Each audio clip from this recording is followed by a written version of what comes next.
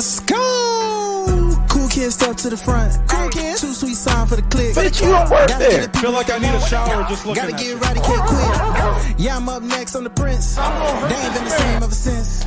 Living pretty We good cut on the the hand off challenge. our I ain't You're gonna no be single for the rest of your life. Brock Lesnar on the beast. Look at the heat. Sleep flex and Look at the repeat. heat. Whole new swag with a price on the tag. Coming live from the west to the east. Better recognize on the mouthpiece. See the power level got I get no bitches. Bringing content on the daily. Feeling like Gresh and Suela. Greetings and salutations, ladies and gentlemen, boys and girls, non-binary pals, and everybody in between. Welcome back to the Gresh and Suela podcast. This is episode 44 of this illustrious podcast. Joining me as always is the Queen of Rebels herself, but I got to introduce you guys to me because for those of you who don't know, if you don't know by now, I am the voice that does the most, the purveyor of mischief, Gresh, and joined as always with none other than the Queen of Rebels herself, Suela the Bandit. What's good with your family? Hello, everyone. Once again, yes, this is episode 44. That is crazy. Number 44. I don't know why I'm doing. Man. I don't know how to bypass 10, but here we are. I can say it's been great. What a great season. I know that's for sure. Especially when you have an amazing host like Gresh. Let me tell y'all something. Gresh has really pushed me out of my comfort zone. And that's not easy to do. Especially getting me to talk on the mic. Because I love being like in the background. You see me, but you don't see me. That's what I love to do. So it's like, it's a rare thing to, have me on camera, to be able to show my face and be able to talk my stuff. But other than that, it's great. Like, I've enjoyed working with you. I've enjoyed, like, just the projects we've been on, from the retro reviews to modern wrestling.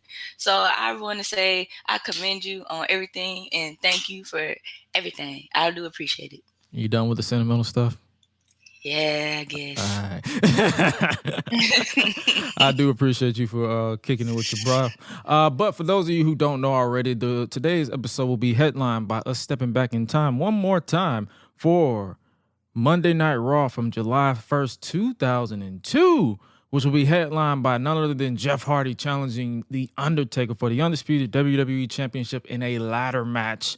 I've seen this match a million times. I'm not gonna hold you, but I can watch it as many times as I want to because it's one of those gems that you can watch back and literally not lose any patience with it. So I can appreciate this match. But today's episode should be pretty straightforward to the point. But before we move on, we got a few little housey notes for the one time. Gresh on YouTube News, a new retrospective series has started on my channel. It'll be a bi-weekly upload. The first episode was Mike Awesome versus Spike Dudley, a.k.a. wrestling's underrated David versus Goliath. I had a lot of fun editing and narrating as well as watching back that rivalry. If you haven't already, make sure you guys tap into that. It got me. It's one of those moments where I'm like, okay, I can really see myself doing this in the future because I know I've said it and I've alluded to it countless times. I'm going to probably eventually stop producing 2K videos full time. Okay. And the reason why is because I'm not really, it's like I'm trying to find my niche on YouTube. And after being advised, I might see myself by stepping into that niche, which isn't as saturated as the WWE 2K genre. I'm not saying I'm going to stop doing it. I'll probably do live streams, Twitch, YouTube, whatever, and have fun with the subscribers. But it's like I'm just dabbling. I'm continuing to dabble in as we enter quarter two of the year 2023, and I could say this is one of those videos that I'm actually proud of. Like, I was proud of this video, the booking video I did with Jey Uso becoming the Tribal Chief. That's still doing immense numbers over on YouTube as well. But this series in particular, which will be a retrospective series, will be available on youtube.com/@itsgresh. And you guys should check it out. Speaking of checking it out, Patreon news, all the tiers have been reworded, and organized properly over on patreon.com/greshdigital, including the brand new chairman tier, which is $50. That particular tier will be going towards being credited as an executive producer on all my documentary retrospective videos for the YouTube channel, and it will include a credit on IMDb. For those who are in the entertainment production industry, knows just how important an IMDb credit is, or when it comes to like acquiring work. And I pride myself. And for those of you who want to know, like, why would I spend $50 on this? You gotta understand, when I give you this credit, it's like I pride myself on producing high quality content. So you won't have to worry about me scamming you out of $50 when you take part in that tier. It is not mandatory. Trust me. I was just advised to place it there because you never know who wants to be an executive producer on stuff that I produce, and I just placed it there. It's like, that's not why I'm pushing for people to buy. Like, if you want to get it, cool. But like I said, it is available for you to be credited as an executive producer, because a lot of people are doing that nowadays with their YouTube videos and stuff. Like, you can literally, if you get a credit on IMDb, then you're pretty much golden, because that's, no matter how much people hit or miss when it comes to that particular site, high executives in the entertainment and media production industry, that's their go-to. That's their dictionary. Like, okay, who are you? Why are you submitting to this? This is what you've been working on. This is what, and then they check to see what video that or short or podcast series that would be on that. But that's what I'm saying. It's just there. It's not mandatory, but like all Patreon pledges, you are appreciated by yours truly. And last little bit of house note, Movie Fridays continues tomorrow on twitch.tv/hey yo is Gresh. The last one we did was hilarious because I finally watched Ready to Rumble from 2000. Nice. And that shit was terrible. But it's like, I probably got to give it another watch to verify what I want. But the last one we did, like I said, was hilarious, and I'm looking to continue that trend tomorrow. Tell your loved ones and even your ex-loved ones, your best friends, your ex-best friends, the place to be on Fridays at 10 p.m. Eastern Standard Time is with your boy Gresh on Movie Fridays. And that will more than likely be the last Movie Fridays for the next 2 weeks, because I will be out of town next week and the week after that on both Fridays. So hopefully you guys tune into that. I believe the movie that we're probably going to watch is Tuxedo from 2002. So I'll probably post it to confirm it, but that's more likely going to be the episode that we watch. All right, now it's time for us to step back in time for this week's retro review from July 1st, 2002, Monday Night Raw, where Jeff Hardy challenged The Undertaker for the Undisputed WWE Championship. I was about to say Universal title because that's been the thing too, in a ladder match. Yeah. To start off the episode, we get that classic 2002 to 2004 WWE intro, because fading into this was basically post them becoming WWE. So throughout this entire show, you're going to hear them say WWE a lot.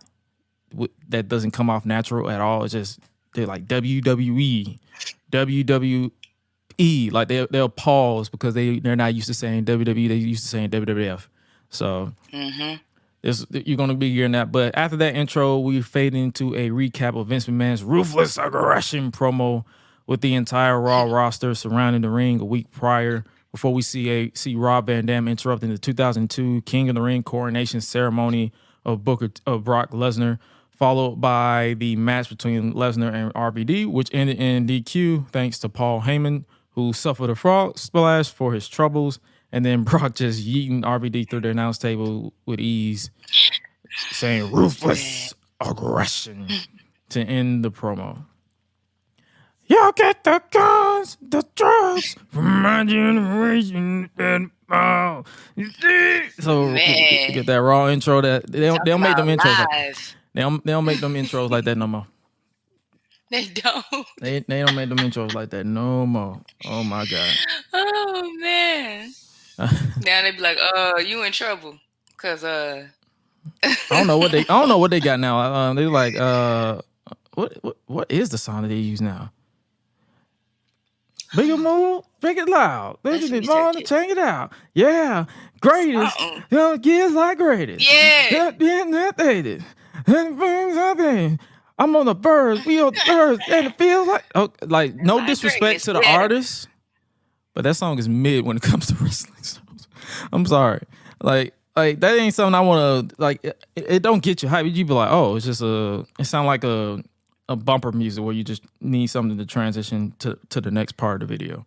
It don't get you hyped. And then sometimes WWE don't even do pyro, so you're not really getting it hyped The on all full the show. effect.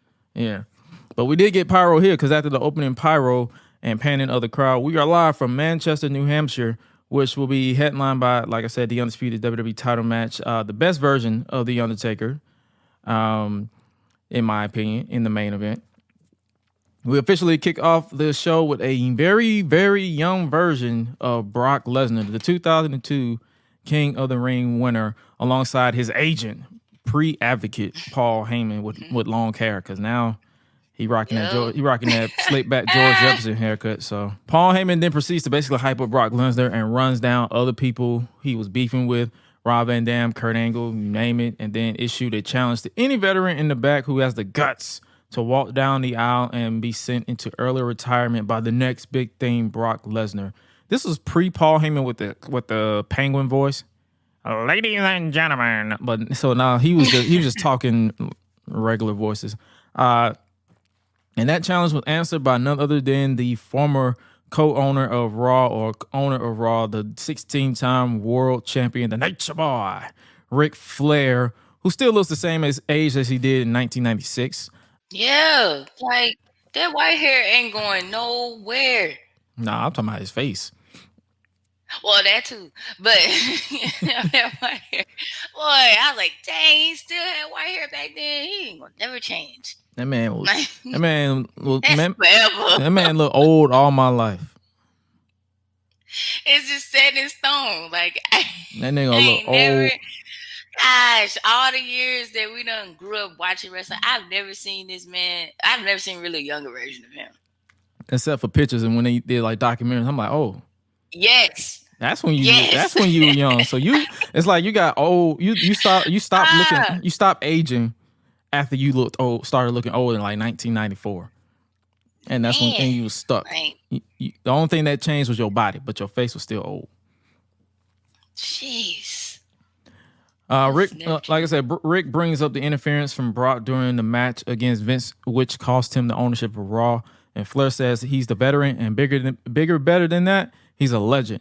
And tonight, big boy, you're gonna find out. You're gonna find out why. Woo! I'm the dirtiest player in the game. Woo! I'm like, you and this woo off again. We're back with this, Rick.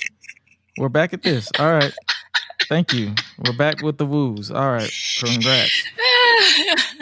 Brock gets up in Rick's face, snatches the mic, and says Flair's in the wrong place, in the wrong gear, with the wrong guy.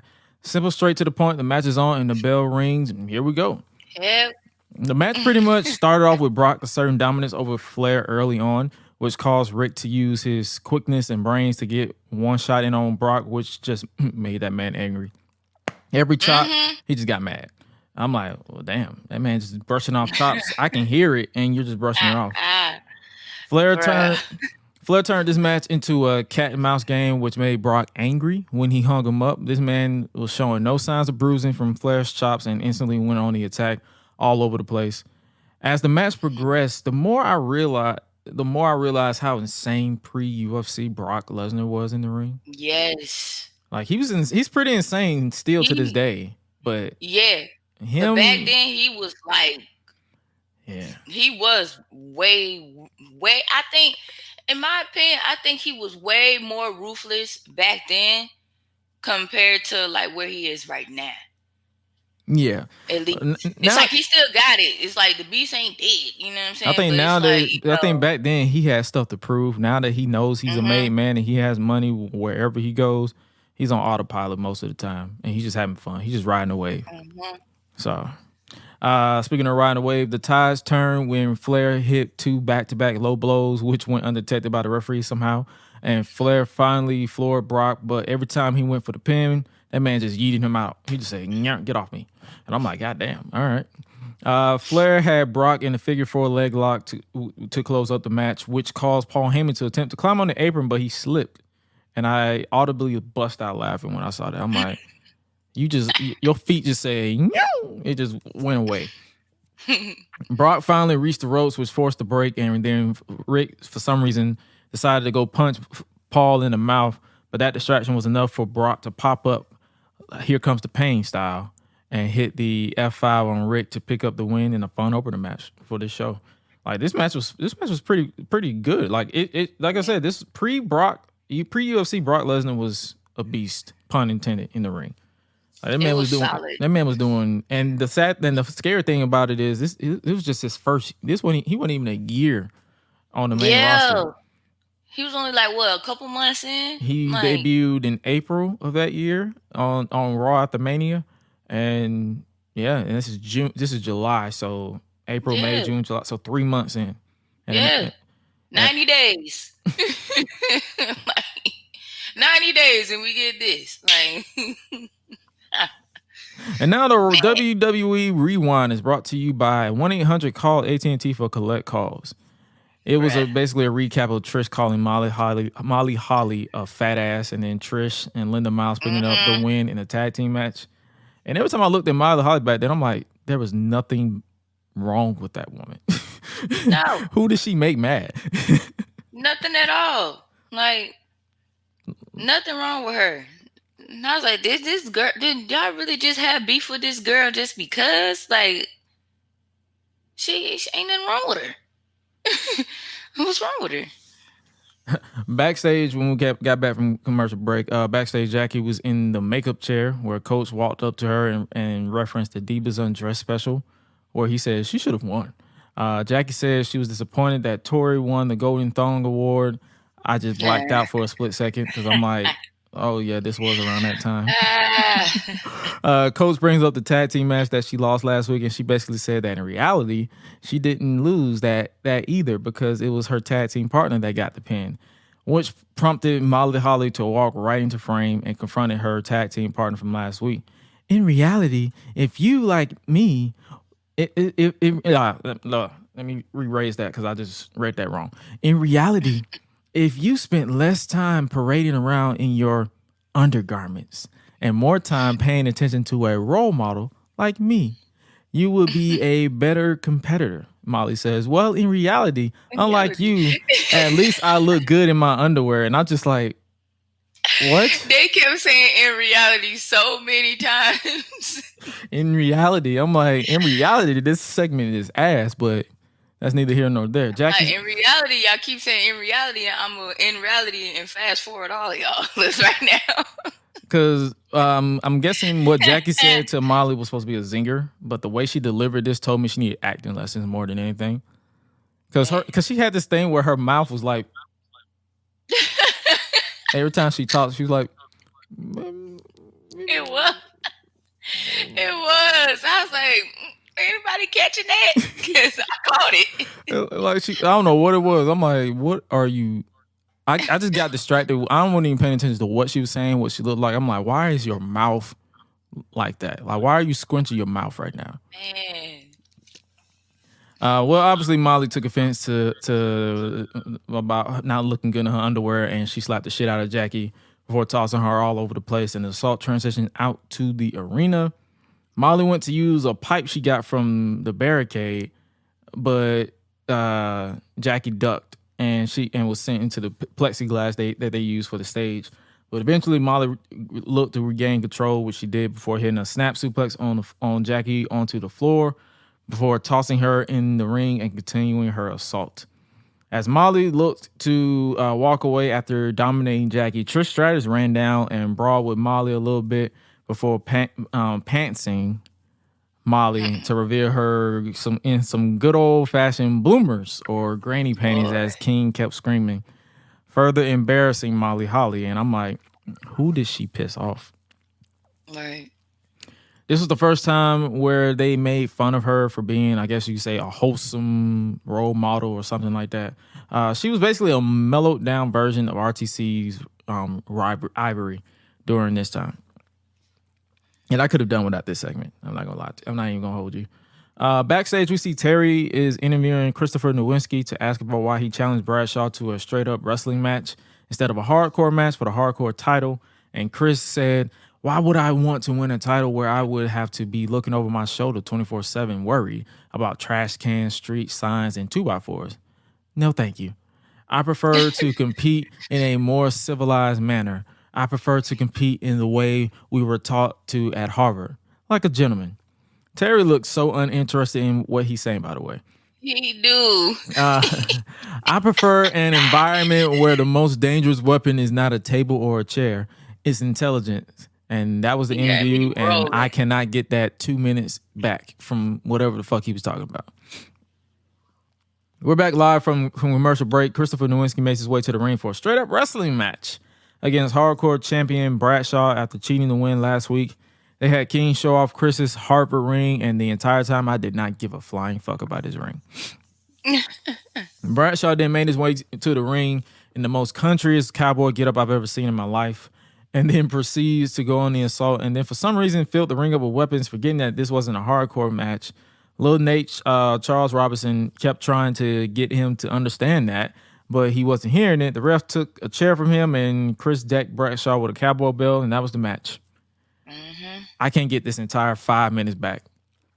It was quick. It was non-existent, and I did not give a shit. Backstage, William Regal is watching on, impressed with what he just saw. That only makes one of us, but all right. And his happiness turned into disdain when RVD starts shouting for Brock Lesnar and asks Regal where he can find Heyman and Lesnar. Regal says, well, Mr. Heyman is with Mr. Lesnar, who's cooling down after competing tonight against Ric Flair, which upsets. And that obviously upsets Rob, who says, "Oh man, he competed already." Shit. Yep. Like, he fought? Oh, okay. Okay. Well, you would know that if you showed up on bloody time, Regal said, as if he was talking to a child. Harvey said, man, don't mess with me, bro. Leave me alone. Regal said, nah, don't you mess with me because I'm not the one who's coming into other people's dressing rooms looking for a fight. I suggest you apologize. RVD says he did come in here looking for a fight. And since he can't get a hold of Brock Lesnar or Paul Heyman, he challenges William Regal to a fight. And Regal says, a challenge. Consider it accepted. I'll go and get changed straight away. I look forward to it. One champion against another. And then Regal walks away, but he said, cool. Oh, and Regal, I won't be apologizing for barging here, just like I won't be apologizing after you're beat 1, 2, 3, courtesy of RVD. These niggas and these taunt buttons, but all right, before walking out. Back from commercial break, we're backstage again with Terry interviewing Jeff Hardy, who's standing by a random ladder as he prepares to challenge for the Undisputed WWE title in the main event, where Terry says he's going in as the heavy underdog. Jeff says, underdog? This isn't a normal match. This isn't a regular match. I don't have to pin Taker or make him submit. This is a ladder match. And then Jeff Hardy, for some reason, runs all over the place, climbing random props before snatching the mic from Terry and shouts that he's been in tons of ladder matches and Taker's been in none. So therefore, I am the next WWE champion. He was about to say WWF. WWE champion. There's a saying here in New Hampshire, live free or die. I'm living for the moment. And I'm not dying tonight. Before hopping off the ladder and handing Terry back the microphone and runs off. And I'm like, cool. This was literally extreme Jeff Hardy. For sure. He was just saying anything, honestly. We then cut to the back where Booker T is prepping for his tag team match with Goldust as they will face Big Show and X-Pac tonight. And then Booker T stops and is confused. Tell me you're not wearing that tonight. Put that thing away before you poke somebody's eye. I'm like, is he talking about somebody's... Is he talking about somebody's dick right now? What's going on? The camera then pans to Darth Vader, which was Goldust, who told Booker he's not a Jedi. Booker, you're not a Jedi yet. Booker said, man, I ain't no Star Wars geek. I've never watched the movie, and I never will. I ain't gonna lie to you, Booker. I said the same thing until it was a slow day at work, and I watched the original 3, the prequel, the sequels. And here's a hot take for you. For those of you who want to clip it, I enjoyed the original 3 more than the prequels. Carry on. Goldust says it's not about that. It's about last week. And our splendid plan is about me concocting another marvelous plan.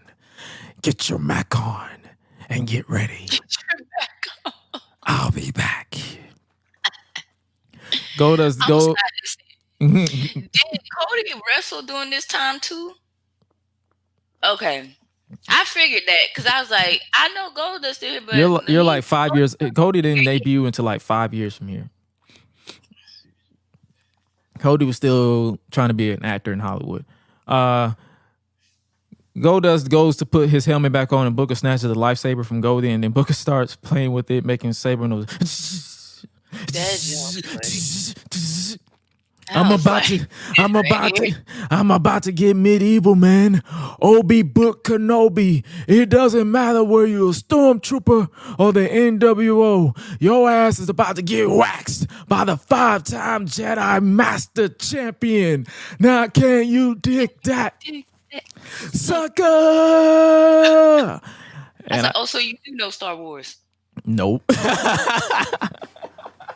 It's like, you sound a little sus talking about some stormtrooper. Man, what? I thought you said you didn't watch it. Booker on his knees puts the toy away and tells Goldust tells Goldust to take care of his business, man, leaving Goldie confused as hell. I was confused as hell.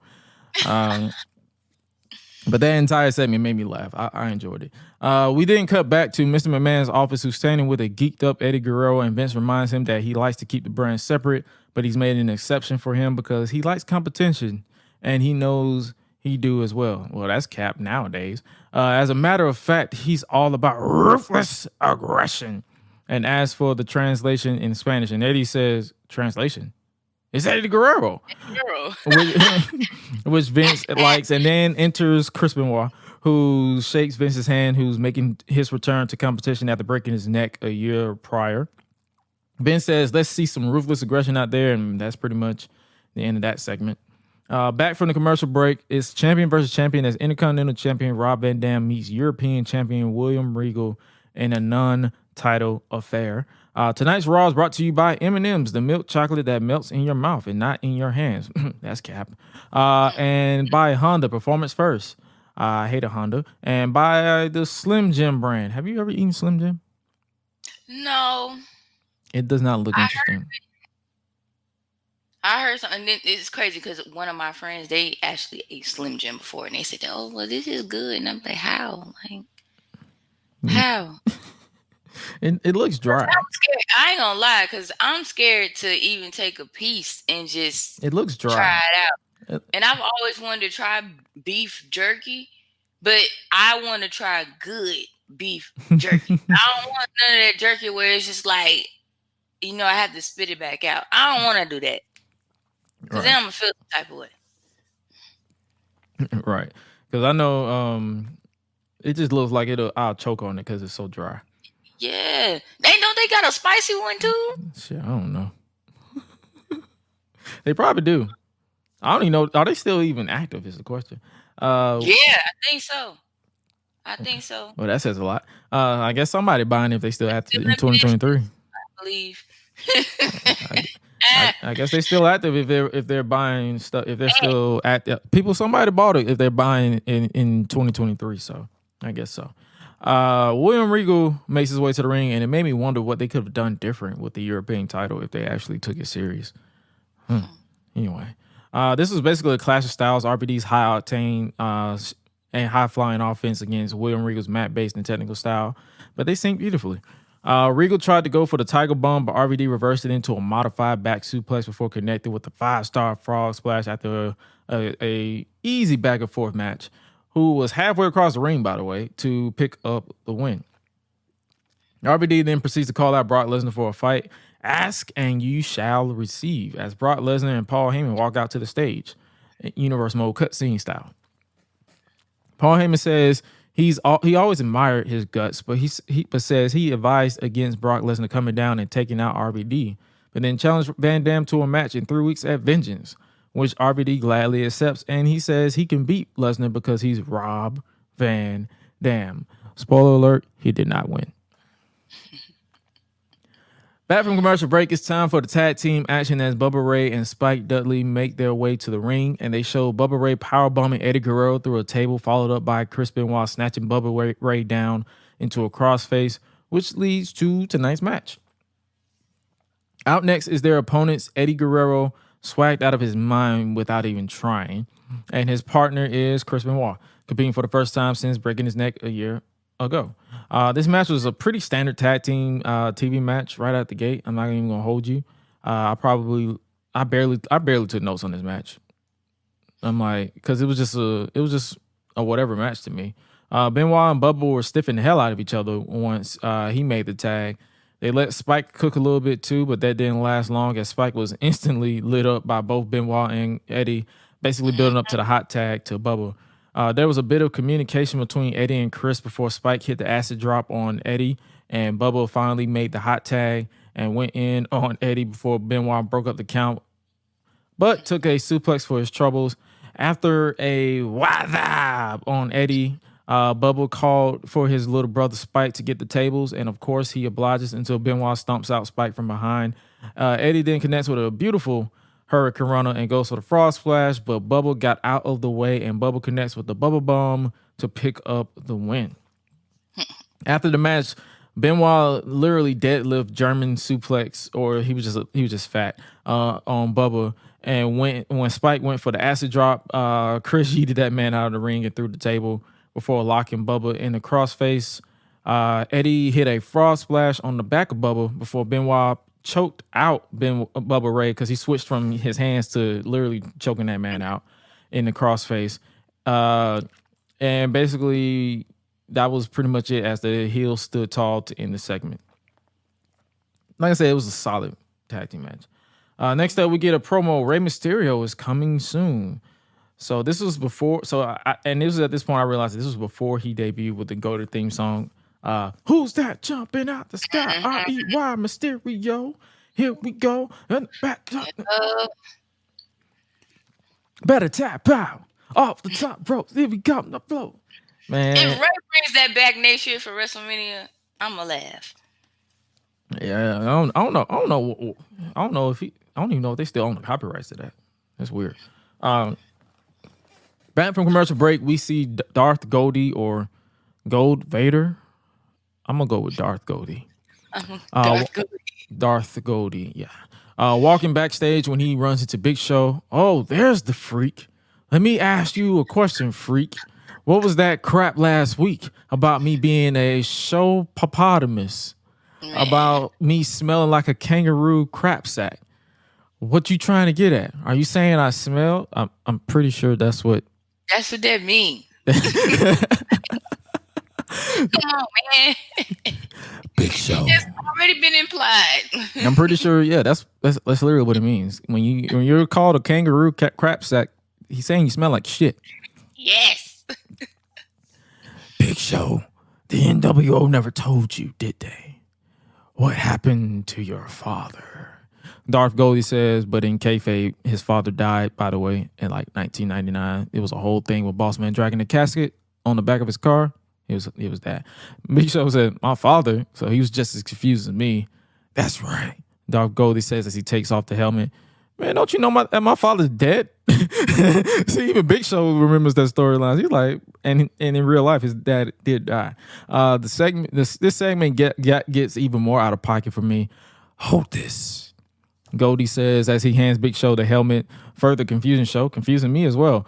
Big Show, I am your father. Star Wars references before this man smacks the absolute shit out of Show with that toy lightsaber. He said, pow.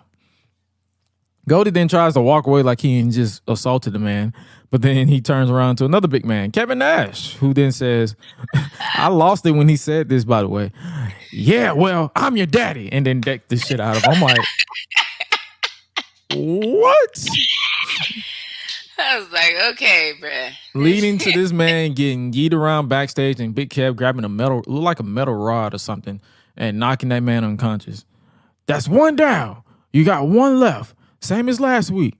Go out there and get the job done, or we're coming out and kicking your ass. You got it? Kevin Nash yells at this man's face like he's a child, and Big Show is like, all right, because he's yelling at this man while another man is taking a nap right behind him. Big Show gets it before calling for X-Pac. I guess it'll be a 2-on-1 handicap match now. After recapping what just went down, JR and King proceeds to hype up the main event some more before showing a promo package recapping Jeff's recent ladder matches, which is basically showing that he was just taking bumps, just take bumps. Basically building up the fact that he has the advantage in a lot of people's eyes because at this time, this was Taker's first ladder match. Backstage, we're with Terry again. She is standing with the undisputed WWE champion, The Undertaker, looking to get his thoughts on tonight's title defense. Well, I'll tell you, he said, well, I'll tell you what, I'll get to Jeff Hardy in a minute. Undertaker says, you see, right now I want to talk about Kurt Angle. You see, Kurt thinks he's somebody because he made Hulk Hogan tap out. He's somebody in my book. Well, I ain't Hulk Hogan. I hope not. And I don't tap. Undertaker continues. So, Kurt, if that's what your plan is for Thursday night, you better come up with a plan B because that one ain't going to work, boy. And when I finish off Kurt Angle, well, then I'm going to move on to The Rock. You see, I'm going to make The Rock regret the day he ever stuck his nose in my match at King of the Ring. And Terry is confused because she asks, well, aren't you at least concerned about your match against Jeff Hardy? Yeah, you've never been in the ladder match before. What's your point? Right.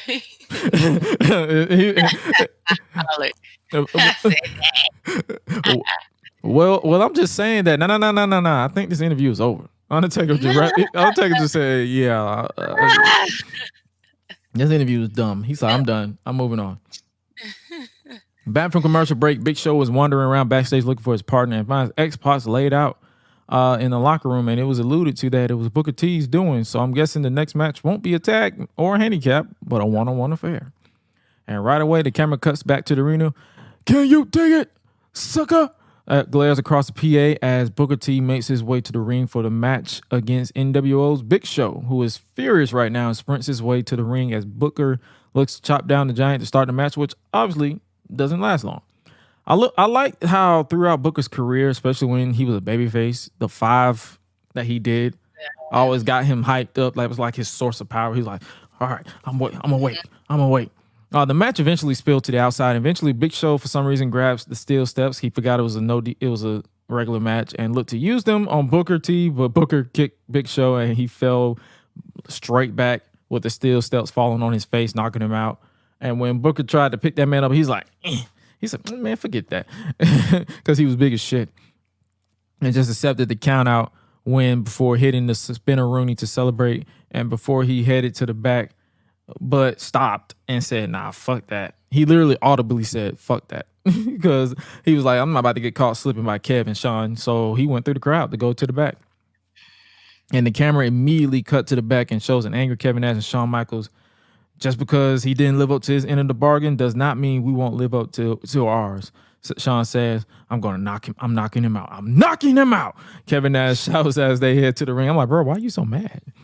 I'm knocking him out. I said, dang, you upset. Back from the break, Shawn Michaels, Kevin Nash, and the defeated Big Show is standing in the ring. Show drops the straps because he knows shit's about to hit the fan as Kevin Nash gets in his face. Kev does not hesitate and punched Big Show in the face, which Show didn't take too kindly and punched him right back.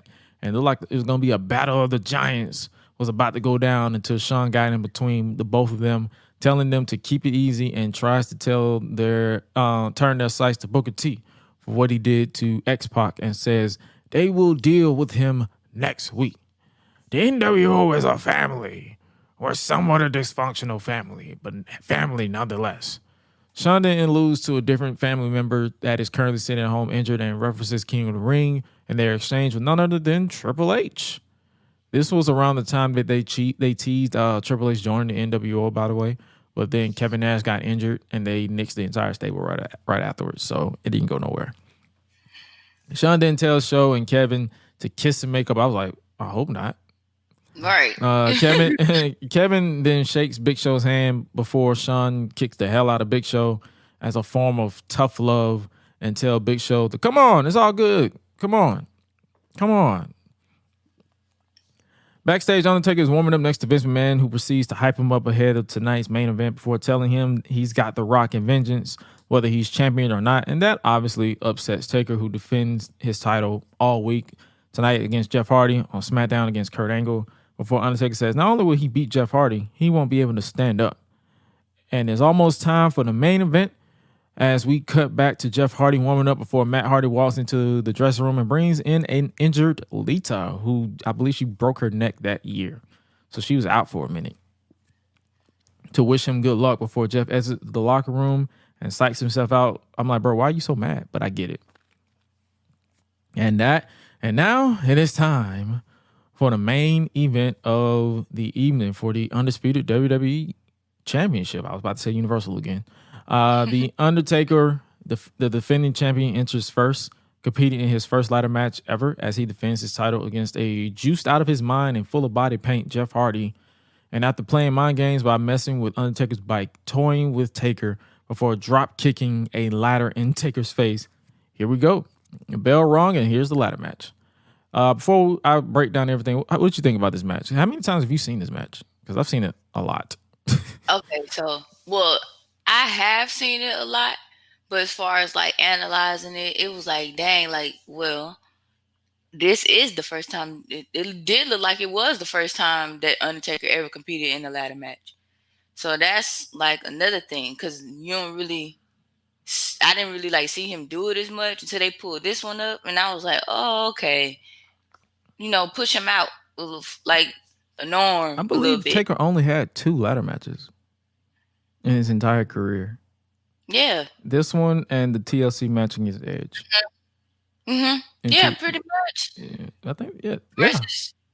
Versus Jeff Hardy. Jeff Hardy done had so many ladder matches. Like, I can't even count his. Like, you're not. He had ladder matches well into 2022.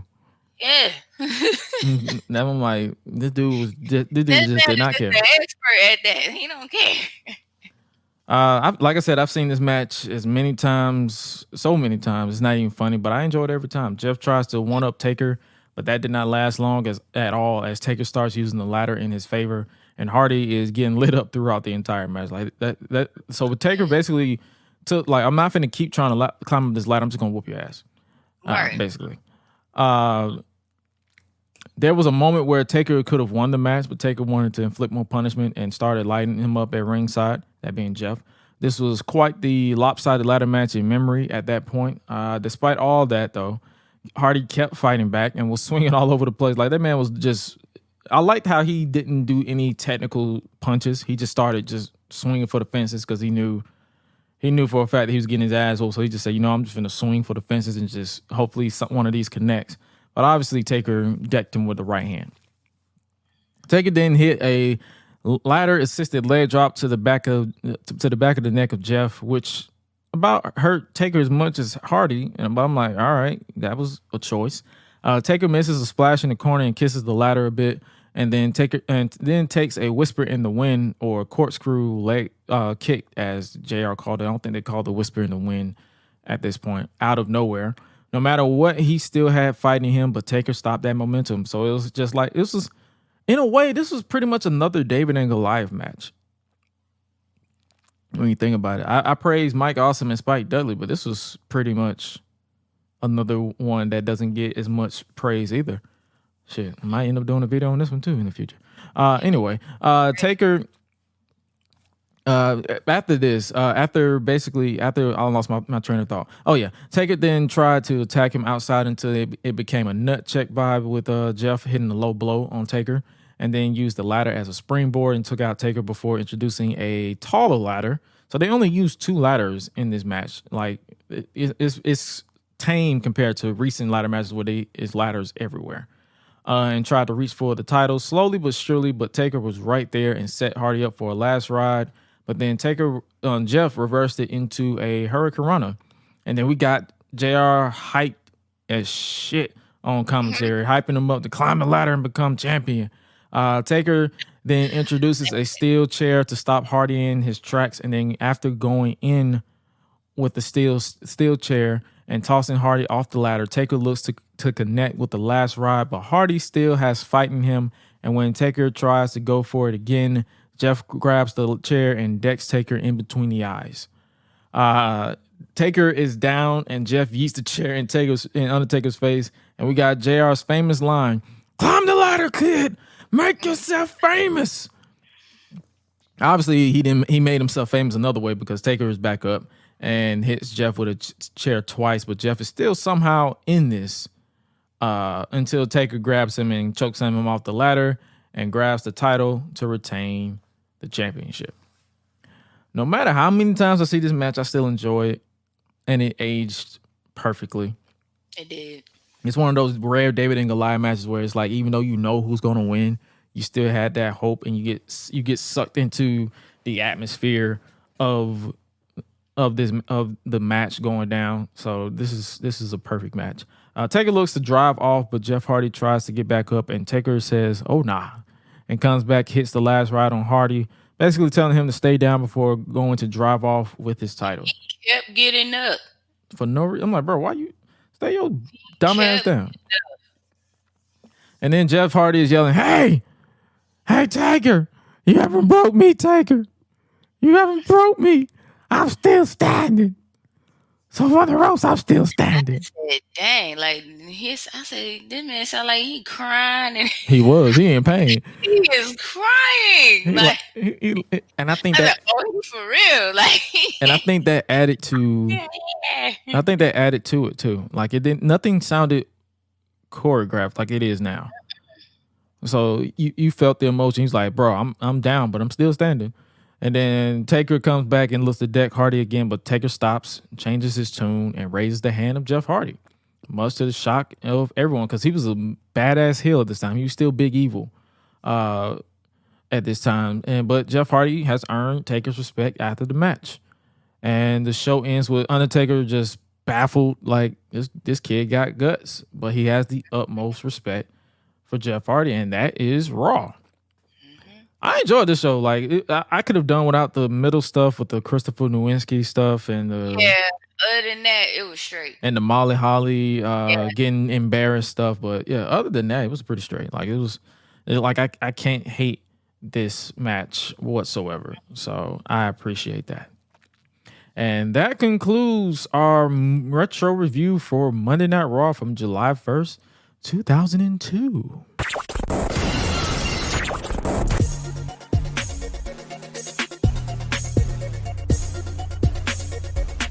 All right, now it's that time where we hand the reins over to the Queen of Rebels herself for Chop It Up with the Bandit, where she give us 3 trending topics to talk about. Take it away, Miss Bandit. All right, so to all my gamers, if you happen to follow Nintendo on Instagram, Nintendo America, make sure that blue check is by there too, because you don't want to just be following anybody and not, they're not verified. So, they have a live stream that's supposed to be happening. The 3rd trailer live stream for The Legend of Zelda: Tears of the Kingdom. It will be Thursday, April 13th, 7 a.m.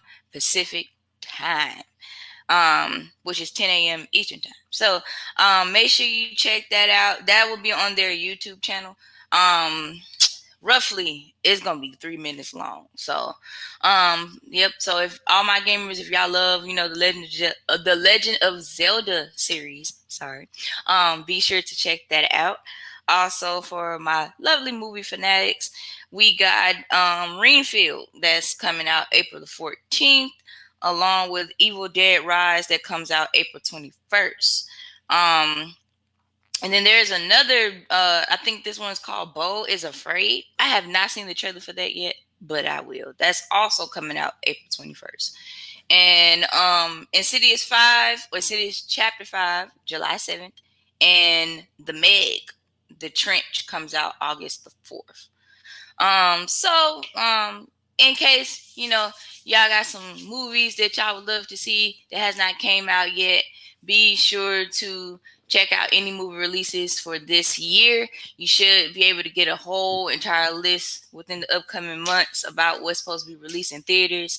Also, UFC. I did get a chance to finish everything, but then I got to the main event, and it wasn't that, like, the fight wasn't bad, but it didn't last long. Israel Adesanya finally got his belt back, so he is UFC champion. Oh, this is Izzy who mocked that kid. Izzy, yes. People try to get mad because he mocked that kid, but that's the same kid who played dead when he lost a while back. So suck it up, kid. All right, You'll be all right, little bitch. You will be just fine. Izzy just like Roman. Izzy is just like Roman Reigns. Fuck them kids. He is. Well, I'm proud. Like, he got the belt back. Israel Adesanya, his opponent that he fought against, I think they was on a rivalry for like 4 years or something. They had a rival for a while. And then his opponent took the belt from him for a little while, and then he ended up showing back up in the ring and getting the belt back. I think they fought April the 8th. So, like, it was, I liked it. I'm not going to lie to you. I liked it. But, yeah, he said it wasn't going to take long, and he delivered. So, it is what it is. Other than that, that's pretty much all the news I have for y'all. I want y'all to stay safe. Please continue to drink your water. Please take your allergy medicine. If you're Please stop being assholes. Yes, please. That would be nice. It really would. Even though sometimes we have our days, but that's different. You know, that's a whole other different situation. We're not talking about that. We're talking about that. That's different. But other than that, please, as I mentioned again, be safe out here. Do your part and be a better human being. Mm-hmm. That's all I got. Yep. And that is all we got on this season for the Gresh and Leash podcast. Next episode will be a best of, where it'll be a compilation of all of our funniest moments or funny interviews. Make sure you guys tap in next week. And then that is a wrap officially for Suela the Bandit on this season of the Gresh and Leash podcast. For those of you who haven't been following on Twitter, this will be the last episode for the foreseeable future. We'll be on a indefinite hiatus. Will we be back? The time will tell. But for the time being, we will be shifting our resources to other ventures. The episodes aren't going anywhere. So if you guys ever want to just go back and relive classic episodes of the Gresh and Leash podcast from season 1 or 2, they will be available over at www.greshandleash.com. for now, until we eventually merge them over to greshdigitalmedia.com. And with that being said, what a season. Nice laughs. We tested the waters with in-person podcasts from early last month. 2 months ago. And just because this show is a wrap doesn't mean you're going to see the end of Suela the Bandit when it comes to the Gresh brand. She's a part of the Gresh brand. She is not going anywhere. We're just going to shift our focus to other ventures and other aspects of content creation and focus on that and go forward. You never know when we might pop up. You never know if I might force her to create her own show. You never know. Or maybe have my own Twitch and get on live on Twitch. Exactly. You never know. So that's what I'm saying. Like, just because this is going on a break doesn't mean we're done. Like, the content is going away. It's just we're just going to create the content a different way. But with that being said, you guys stay safe out here in these streets. Make sure you guys follow us on social media. Myself, Josh Gresh from ORG. Follow Suela at Suela the Bandit 3 on Twitter and Rebel Bandit 45 _ on Instagram. Or you can just visit solo.to/Suela for her direct links. And with that being said, you guys stay safe out here in these streets. And remember to always eat, sleep, flex, and repeat. We out. Be breezy. Bye, y'all.